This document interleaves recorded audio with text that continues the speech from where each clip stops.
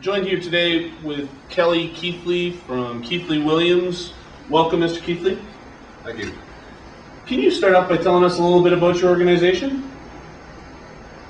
Well, my organization, we started it in 1981 and started out in Hopeville, California.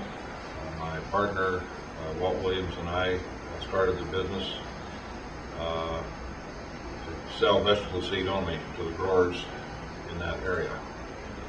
And I worked in the Imperial Valley, the Yuma area of Arizona, Coachella Valley, and Blythe in the beginning. But my experience prior to that time, I had worked for Ferry-Moore Seed Company in Phoenix, Arizona, Santa Maria, California, and El Centro.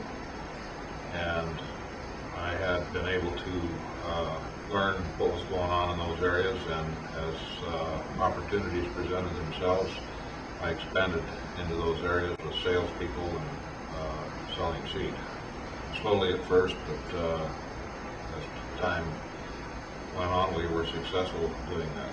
We've been in the business now for, I guess this is our 25th year, and we've expanded into a good part of Mexico where sales are growing there, and I have people in all of the major vegetable growing areas in the western United States at this time.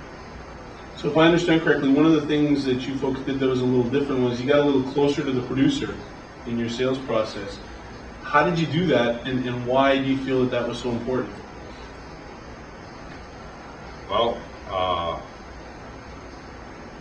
having come from Ferry-Moore, I had one brand of seed to sell. And I started to work for my partner in 1975 after having spent 5 years working for Ferry-Moore, and I recognized the fact that there were other brands out there, and if I put in trials and studied the different varieties, and it was just open pollinated varieties in those days, so everybody had pretty much the same stuff. Right. By putting these trials in, I was able to see differences in the same variety according to the way those seed companies might have selected them back then. And as time went on, hybrids started coming on the scene, and everybody was trying to come up with a better hybrid broccoli or hybrid cantaloupe. And we continued to put the trials in, and we could see differences. And by having information about how varieties would perform, where to slot them in a planting schedule, we were able to be of help to the growers and create a demand for our product knowledge that we developed from that, and be helpful to them. Make it a little bit more than just selling seed. Yes. Right. So you are offering, it seems a little bit like a consultant type relationship that you develop with the growers? Exactly. So how can your companies continue to add services like this? Is there other services that you provide to the growers above and beyond the ones that you just discussed? Well, I have warehouses in the major growing areas that we can supply seed to the growers on a fast basis, so they don't have to wait for it. And we try to have those facilities air conditioned, so we have good control over the environment that seed is stored in, and it's in good shape when it gets to the growers. Right. Also, we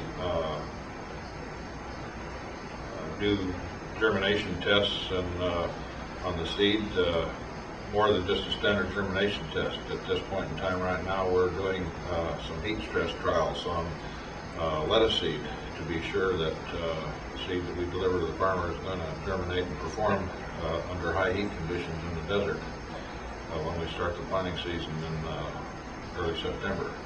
So it seems apparent to me that the vegetable and fruit seed industry is very service oriented. Is that separate from the rest of the seed industry, do you think, or is the entire seed industry just becoming more service oriented? I believe that it's becoming, there's opportunity there for a seedsman to provide more service to his customer, so that he's helping him determine which varieties to use and good planting dates for him, so that he can help that grower get better production, yields, quality, Right. for what he's trying to do in his markets. So in your value chain, you've maneuvered yourself a little closer to the consumer. How has that impacted how you market?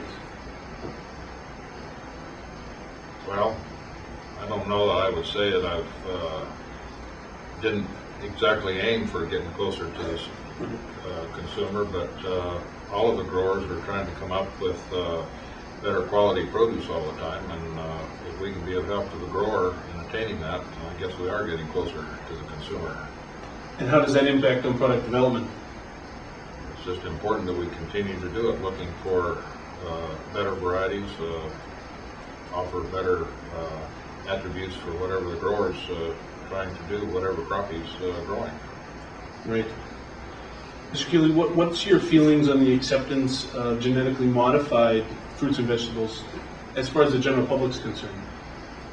I believe that as time goes on, the general public is learning that here in the United States, they trust the government for the most part, and the regulation process that exists for us to put genetically modified varieties in the marketplace. Right now, there are not that many on the market, but through other things that have been going on in the field seed industry, they're coming closer to accepting it. I think that there will always be a segment out there that is not accepting of genetically modified varieties, but as time goes on, they've got to become fewer, because the potential to have safer, more nutritious, all kinds of different attributes are possible out there to end up with a better product in the consumer's hands. As far as the entire fruit and vegetable seed industry is concerned, is there any issues that need immediate attention as far as you're concerned, or is there issues that need to be managed?